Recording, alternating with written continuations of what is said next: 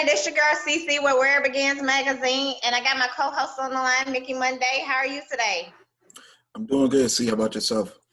I'm doing good. Happy Tuesday. Yeah, happy Tuesday to you too. Awesome. Tell us who we got on the line with us today. Yeah, absolutely. We got, you know what I'm saying, we got Young LA on here with us. Young LA's been a part of the swag movement, you know what I'm saying, swag era way back. If y'all don't know, you know what I'm saying, he had a real big song that came out, you know what I'm saying, him and his brother, Young Dro. So I'm gonna let him do the rest, introduce himself and let him tell you where he's from and what he's done so far. What it do, man? The kid, Young LA, you already know, futuristic Leland, black boy, white boy, Mr. Ain't I, Mr. SunTrust Leland, Mr. Futuristic Leland, Audio Boy, so many monikers.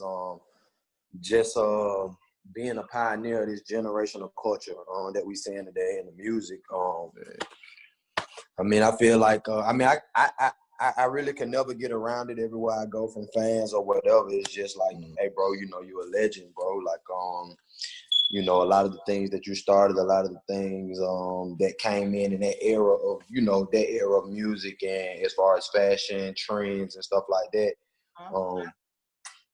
It's like we kind of still see some of those small traits, you know what I'm saying, to even right now in this generation. Like, who knew that the culture was going to last this long? Who knew that the movement would be this strong and become almost like, if you're not doing that, then it's like, what are you doing now? You know what I'm saying? It's like, that's so just proud just to, be able to be a part of that. You know what I mean? Absolutely. So tell us, what have you been up to since, because I know you dropped a couple projects and then you also were signed to Zaytoven's label. So tell us what you kind of been doing here there in between. Well, the Zaytoven situation is fresh. That situation just came about, I want to say, man, for real, the last 90, 120 days, you know what I'm saying, okay, as far as that situation being solidified. But everybody who been following my career, like, know that I come from that era.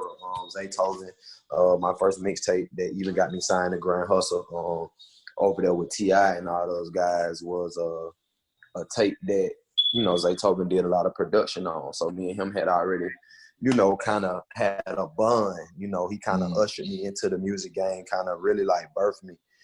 First professional producer that I worked with, Grammy winning producer, you know what I'm saying? He got all the accolades. Anybody you listen to who does urban music, all of the top artists, they probably work with Zaytoven. So he's also a part of this culture too, you know what I'm saying, as far as the sound and just his beats. I think a lot of people in the South kind of go to Zay because he have kind of created that kind of sound, you know what I'm saying? Mm-hmm. So shout out to Zaytoven and everything he's doing in the culture and stuff too. So, but and I'm just working, bro. Like, with me, my whole career I had big records in my career, but my career haven't been on having #1 records. Like, that's not how I built my career. I built my career by just feeding my fan base, you know what I'm saying? Mixtape after mixtape after mixtape at a time, you know what I'm saying? Or project visuals, and it's different approaches for different artists. Some artists live on the billboard, you know what I'm saying? You got some artists who don't touch the billboard but still have strong movements and still are able to make their craft very lucrative for them, you know what I'm saying? And I hang my hat on that. I'm one of them kind of artists. I really pop up to these cities. When I go, I really get in the streets. I really go to the hoods. I really touch the people. I really be outside. You know what I'm saying? For like, that's how and like that's how I keep my shit going. You know what I'm saying? And that's the approach I take. And it's a little bit more hard work. You know what I'm saying? Being independent and taking that kind of grind. But if you love what you do, it's just a passion for me. So I'm having fun doing this shit. It ain't really even like work. You know what I'm saying? So the workload is a little bit heavier, but I enjoy it though. You know what I mean? Right. Yeah. Okay. So I know you just did this drive-in concert here in Atlanta that they just started doing. How was that experience? How was it? It was crazy. We talking about sold out. You talking about sold out venue. You talking about everybody. And their mama, man, and Atlanta was there. It was crazy. It really showed me, like I was just talking to my big homie about how strong that era of hip hop in that generation was in Atlanta. The support, just even from other artists, the support from just the peers, you know, everybody popped out. You know, you had Lucci there, you had like 21 Savage, you had T.I., Tiny, you had Tokyo, man, you had so many people there who's a part of that entertainment community or that hip hop community, and it was a great turnout, sold out show, like I said. It was crazy, and you know, we went crazy. You know, I did what I do. You know what I mean? Not to mention the less, but it was dope though. It was crazy. Awesome. And then with that platform too, it's like I'm glad, you know, because like really they've been having a lot of artists come to Atlanta to do that platform. And I think it's one of the biggest platforms due to, you know, everything going on right now in the community as far as with the COVID and stuff like that. There's so many restrictions on this, that, you know, certain cities you can't really do nothing, certain cities you can. Just them having that platform for a lot of the southeastern region artists, like bigger artists who's from the South and stuff like that, to be able to go perform still. That's like a dope thing. So shout out to Parking Lot. Awesome. Well, I had another question before Mickey Monday go. Because you're born and raised here in Atlanta, what has been a big challenge for you behind the scenes? Just everybody knowing. It's like, I mean, the biggest is just everybody know you here in Atlanta. You know, I'm really from here, like born and raised all my life. So I think the biggest challenge is motherfuckers who think they know you, feel like they know you, you know. It's like, have you ever get like you just been in this place so long, but it's like motherfuckers don't even know LA. They feel like they know me, you know what I mean?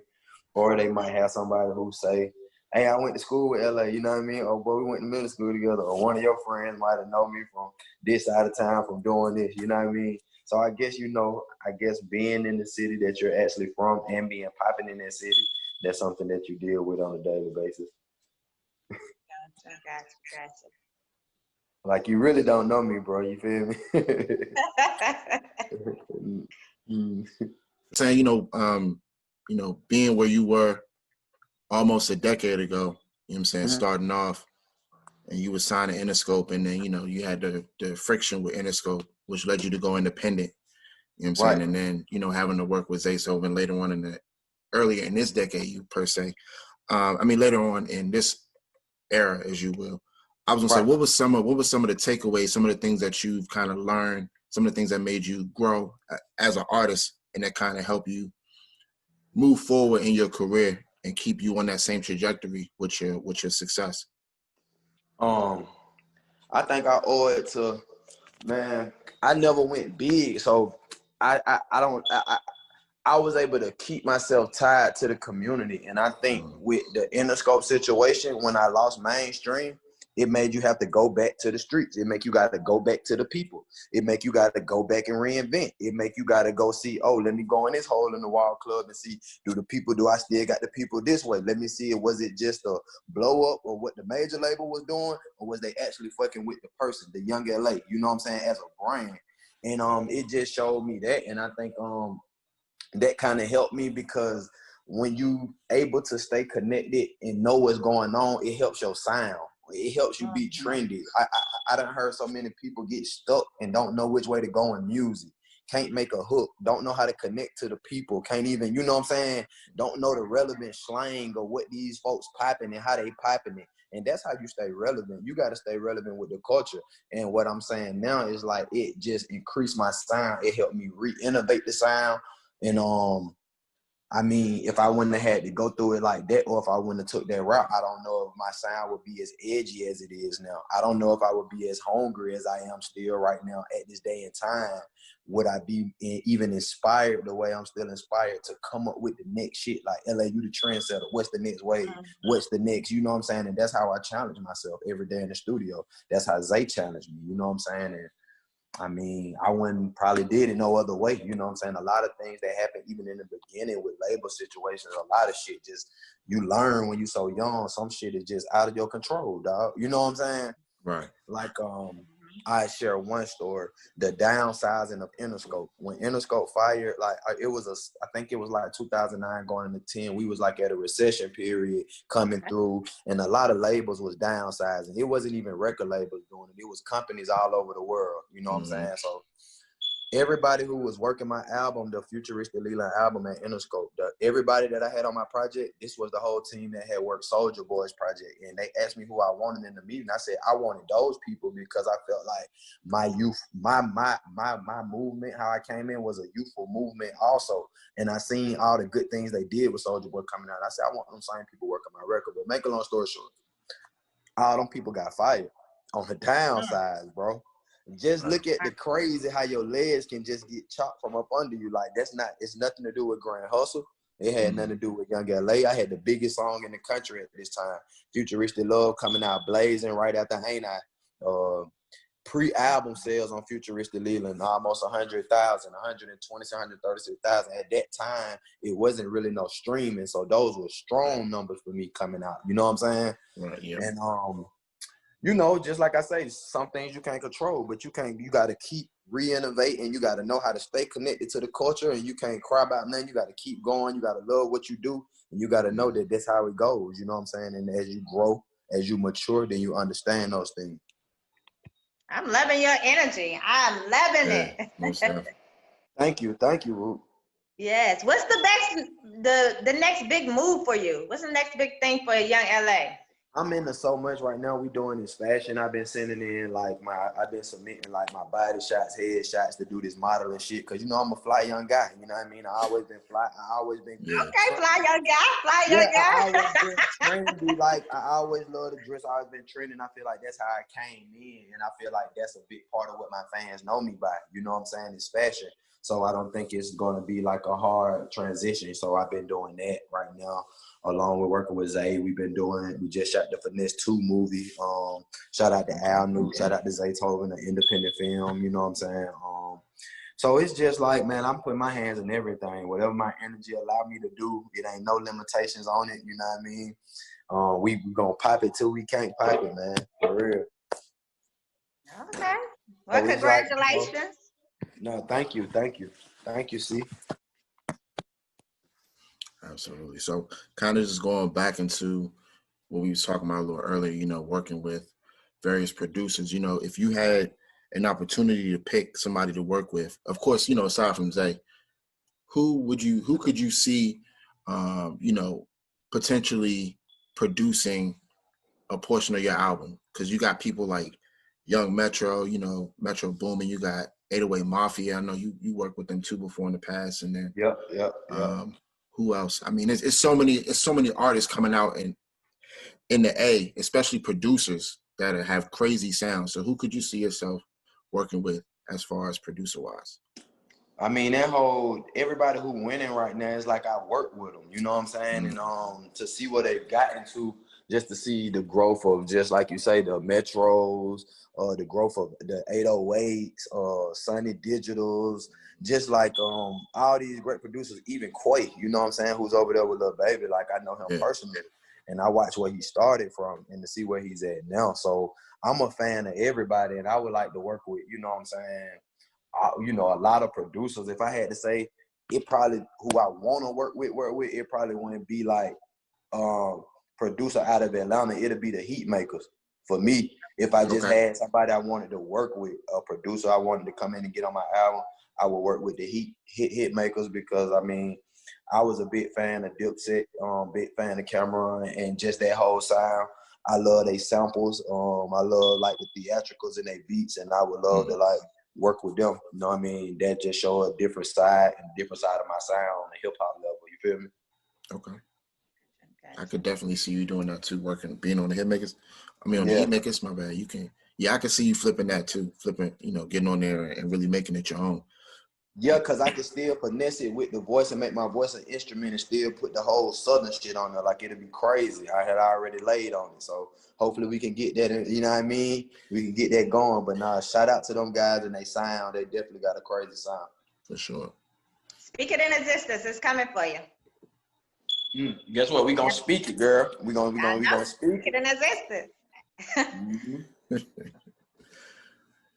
So who's some of your musical influences, like people that have influenced you, not even just more recently, but like I'm talking way back, if you can look on some of the foundation Like my of, aunt, like my aunt, okay. my aunt, my auntie Joanna, her best friend Shorty, they had a rap group. Okay. You know what I'm saying? And they was like, their style was more hip hop. You know what I'm saying? But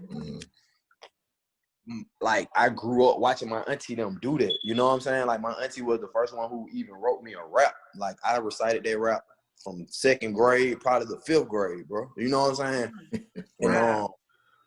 I mean, my auntie, they from Long Island, New York, you know what I mean? So my auntie, she like a big reggae fan, big reggae head. And that's how, like, you know, I learned about Bougie Bonton and, like, Elephant Man and, like, being all these people young. She used to watch these videotapes of, like, all the Jamaican battles and stuff. Mm-hmm. And, bro, when I was young, I just was a fan of all music. Like, I knew the tape so bad. I knew I knew the words they were saying. And they were real Jamaican artists. That's how much I just watch the tapes and stuff like that. So that's when I knew I had a passion for music, and I just loved music. It wasn't just one genre. It was just like I loved it, the entertainment and the music. Even my auntie Joe sound, if you hear my sound right now, it was nothing like what her sound was, but she was the first MC that was around me. And, you know, I was a big fan. Like my auntie Joe, she rapping like I was her biggest fan. You know what I'm saying? So I think that's what hip hop was planted in me at, for real, for real. Wow. And that was going to be one of my next questions, was going to be, what do you think is something we need to bring back to the music world? Or what do you think that's missing from the music world? I think right now the thing missing in the urban scene is not as much more creativity and uniqueness with like every artist, you know what I'm saying, as far as their sound and their delivery.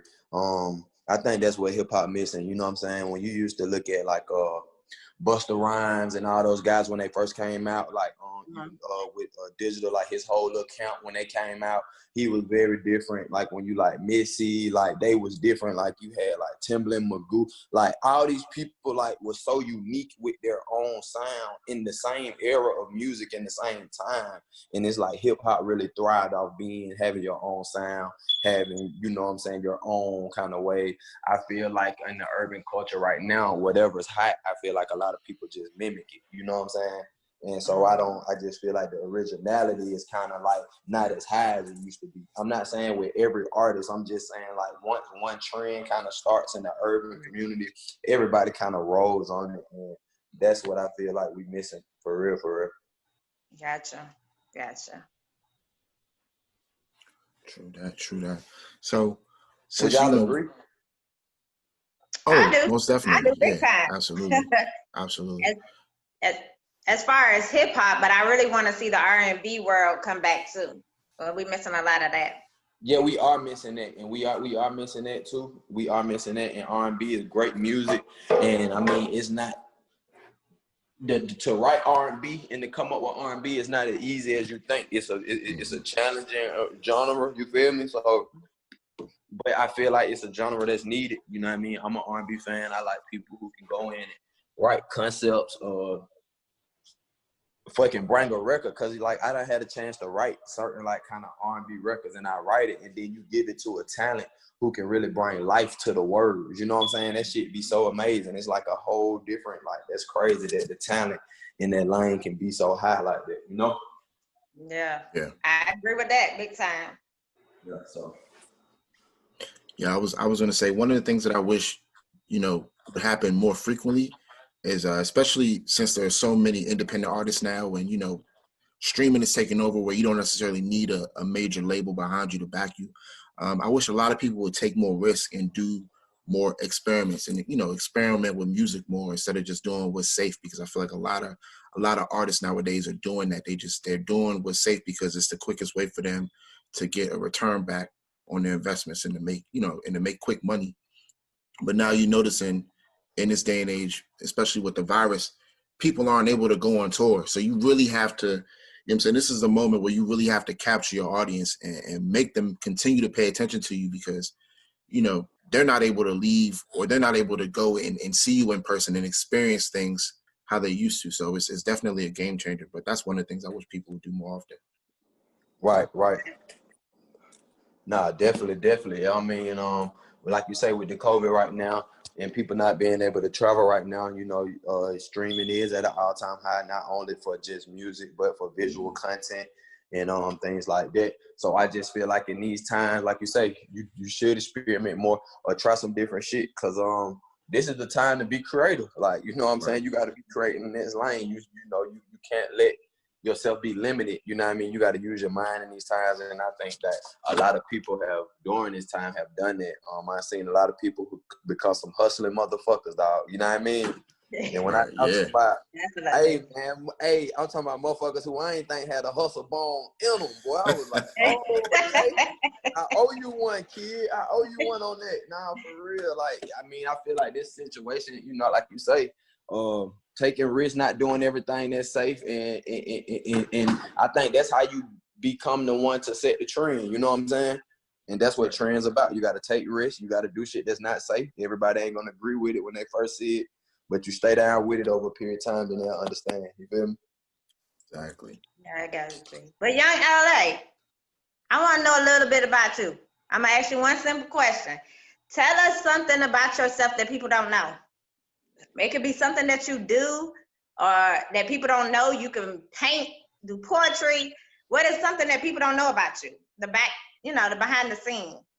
I'm athletic. Like, I like sport. Shit, I can goddamn probably beat the average person in basketball. No cap. Probably yeah.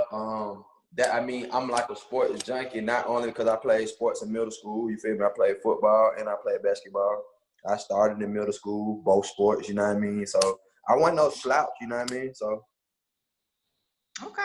anybody want to, you know what I mean, shoot some jumpers or something, you know what I mean, think it's game and you want to take it lightly, you know, I can Well, you take know, it. back in my tomboy days, you know, I was like good in basketball, so You better work it, girl. Mm-hmm. But go ahead, Mickey Birthday. Yeah, that's all good. So I was going to ask you, because we was on a topic about, you know, the quarantine and how things have changed. So Right. in that same motion, what's something that you picked up, like a new hobby or skill, you know, since this whole pandemic has started? Because I know a lot of people have had time on their hands to pick up new things and new interests. So what's something that you've been able to discover about yourself, or a hobby or something that you Man, got into? I can't even lie, bro. I done started writing these movie scripts, and like, it was kind of crazy because, like, for probably about, I want to say over the last 3.5 years, my buddy always hinted like, bro, you need to start just start playing with some scripts. But I always, my whole question would be like, I mean, my whole response would be like, bro, I don't know how to write a movie. I'm an artist. Like, I don't, you know what I'm saying? Like, I don't know how to put it. Like, how the hell would I write a script? Like, but I always told myself, like, and that's what go back to what Cece said, you got to just do shit. You feel me? You don't even know you be having it. Like, and so it's just like one day, bro, I just started writing this movie with this script called Locked In. And bro, I just started writing, and it just started like amazing me, bro. So I guess like with me being able to sit in the house and have time not to be traveling and moving around like that, I've been able to tap into that vein, and it's something I could do. Like, I blew myself away. So shout out to the pandemic, creating new hustles and all that That's shit. what's up. And you can, you know, what everybody doing, YouTube series and stuff, definitely. No, I mean, just to know how to, you know, the art. I mean, if your mind can able to put stuff together, position it and stuff like that, everything is a craft and everything is an art. So it's way different than writing a rhyme. You know what I'm saying? It definitely is. Yeah, and the crazy part about that is a lot of people go to school for that. You know what I'm saying? So the simple fact that you've been able to pick that up and just run with it, you know what I'm saying? That's pretty. Yeah. And so I've been tapping in on it. I've been trying to stay in that vein, bro, because it's like amazing. So I've been trying to like just stay right there, just see what comes out, you know? For sure.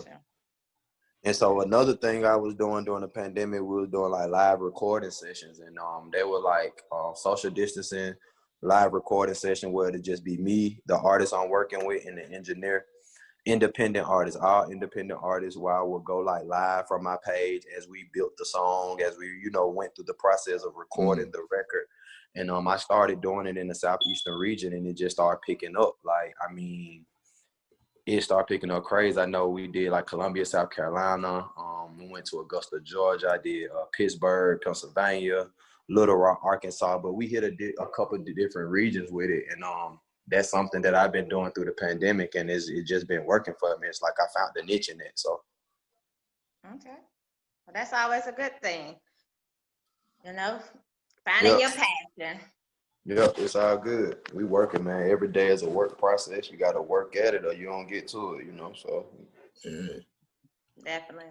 And even at that, I was gonna say, even at that, when you start shooting music videos, you can get behind the scenes and Definitely. start doing, yeah, Yes, start like sir. directing and stuff. Yes, sir. Ski. Yes, sir. I'm with all that, but nah, it's definitely like I say, man. Shout out to the pandemic, birthing new talent. All right. All right, y'all, LA. I'm looking forward to seeing it now. Oh. We working. I promise. Like, man, we so focused right now, man. It's like, man, you got to lock down at this time, man. It's crazy right now, man. We got to be creative. We got to try to just keep creating and being as best as we can right now. Definitely. There's no time for downtime. I got you. I'm on it. But Mickey Monday, you have any other questions before we go into trivia? I know our time is. Yeah. Yeah, really quick, just kind of give us, or not us, but give the viewers some advice. Just some advice on coming into the game. What's something that you, like I said earlier, what you've learned throughout your experience, but give some good sound advice to some newcomers, people who are looking up to you and want to become a musician, a rapper, producer, whatever. What would you have to say to them? In this game, like, you can want to do it, you can want to become, like, I want to be where I want to, but do you love this shit? That's the question before you come and do anything. This is what you got to ask yourself. Are you willing to marry this shit, and do you love this shit? Because that's what's going to take you to even get to a point that where I've gotten. Because if I didn't have a love and passion, like, through all the turmoil, through the tribulations, the highs, the lows, the mids, whatever it is, when you love something and you got a passion for something, like, you will love it and you will keep doing it in the midst of the hurt, in the midst of whatever, embarrassment, in the midst of just whatever it may be, anything that you may be experience that may be a con. And so that's what I just say, hey, you got to just love it, because that's what it's going to take. You know what I'm saying? You can want to do it, but if you ain't really got love it, and when stuff start to kind of get hard, and when you start to go to, you might, back away from it, or you might let it go, or you might shy away from it. But once you love something, you got a real passion for it, you're going to stay with it. That's why you see NFL players get hurt, bust their body up, like, what the fuck? How does nigga come back 3 weeks? It ain't that. They love playing football. So you gotta love what you're doing. And that's all I can say. The passion gonna drive you through all the down points, through whatever you have to experience, or whatever life lessons it is. Passion gonna drive you through all that. And there you go. Young LA done gave y'all some motivational words. Yeah, that was well put. Mm-hmm. Well, Young LA, we got 2 trivia questions for you. Okay. Mine is kind of like a 2-part today. So mine is, what was your dream? What was your dream job / career as a kid? Dream job / career as a kid. Yeah, what did you want to be when you was a kid? I think for me, it was I'd be lying if I didn't say I want to play sports. You know what I mean? I thought I was like a dog, like, for real. My uncle played football. He went like semi-pro. Like, I just was supposed to be a dog. You feel me? So that was like for childhood, like going to practice in the backyard, throwing the ball to myself, running up under it, catching it. You know what I'm saying? Like, that's one of the things I probably said I would see myself doing. Okay. So the second question to that is, if you was in the NFL and you wasn't doing the music industry, what do you think you would be right now? Or probably even a coach or something. I don't know if I would have been a player. Maybe I would have been a coach or some shit. But you said if I was in the NFL, like, what would I be doing? Yeah, if it wasn't music industry or the NFL, you say you'll be a coach. So you already answered it, basically. Oh, okay. Yeah. Okay. Go ahead, Mickey Monday. And then my trivia question is, what's the craziest thing that's on your bucket list that you want to knock off?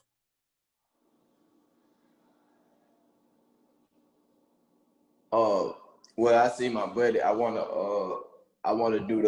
go out the plane. I'm trying to get myself, like, my buddy. He do a lot of like Skinny Lenny. He do everything, and I just seen him So what is it when you had a person with you and you jump out and pull your parachute, but you like jump out the plane thing? It's like skydiving.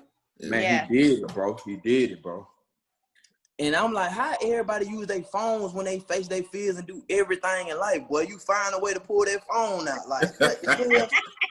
He just coming through the air, goddamn, all you see is him. I'm like, man, now, hold on. I ain't thinking about no phone at that point. If I'm coming out there playing at that point, I ain't trying to video nothing. I'm trying to focus and make sure I pull the damn parachute. You feel me? Right, yeah, but you know they have like another person up there that kind of video it, or they have it connected so that you can get that, you know, the footage. Yeah, definitely. Okay. Because even when we was doing zip lining and stuff like that, they had another person up there that was taking pictures so we could be able to get that side effect. Yeah, that's like just some of my bucket list that I want to do. You know what I'm saying? Like I'm building myself up, man. I'm trying to get there. I got you. I'll push you if you want me to. I'm down for it. Listen, girl, that push right there, girl. You a start some of that push. Nah, I mean, it'd be out the wall. I'd be like, hey, you ready? And then you'd be like, we're ready for what? And next thing you know, you'd be flying. You a start some of that. I was gonna say that's when the adrenaline kicking right there. Yes, sir, boy. It's on and popping right there, boy. I mean, but it'll be over with by the time you got mad at me. By the time you done got to the ground, you would have been forgot the whole thing that I done pushed you. Right. And then you would have gave me a hug and said, "Thank you, Cece, for making me face my fears." You know? Yeah, boy.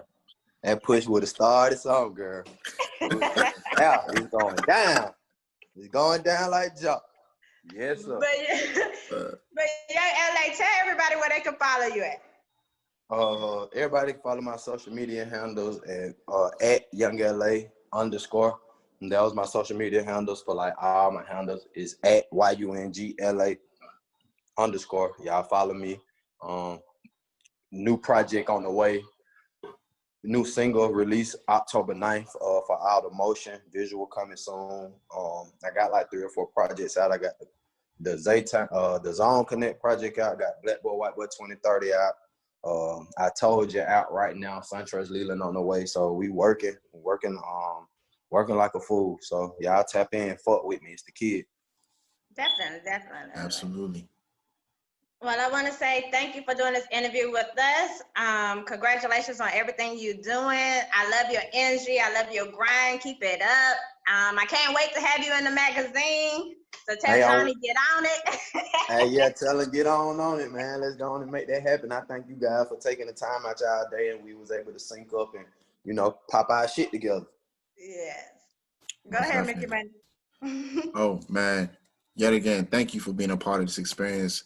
Young LA, you know what I'm saying? You definitely a trendsetter, you know, a legend in the game. So I look up to you, man. And we definitely going to have you on here again. So when you drop that album, yes, sir, it's going to be time for us. 21 is going to be a heat maker. You know what I mean? The album coming 21. We've been working crazy all 2020, even through the pandemic. We're going to continue to stay consistent, feed the fan base, you know what I'm saying? And that's what we're going to do. Absolutely. Well, be blessed. Have a happy Tuesday. Well, blessings to you too. Y'all stay up. Thanks, man. You too. Yes, sir. All right. Peace. Okay, see you.